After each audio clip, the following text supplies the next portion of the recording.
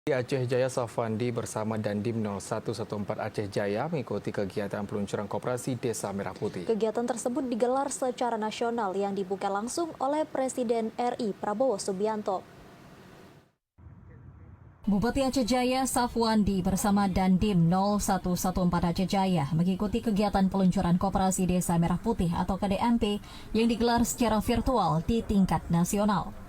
Kegiatan tersebut juga menjadi bagian dari program pemerintah pusat dalam memperkuat ekonomi masyarakat desa melalui pembentukan dan pengembangan koperasi berbasis potensi lokal. Di Kabupaten Aceh Jaya, pembangunan KDMP juga telah terlaksana di 86 desa dan 16 desa diantaranya telah siap 100% untuk melakukan operasional.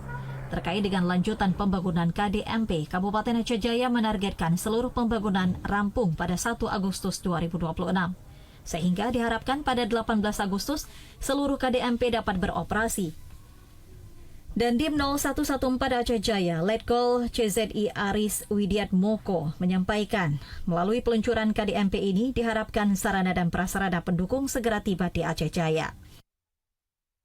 Launching hari ini yang dilaksanakan oleh Bapak Presiden sejumlah 1061 koperasi merah putih, ini adalah launching operasional.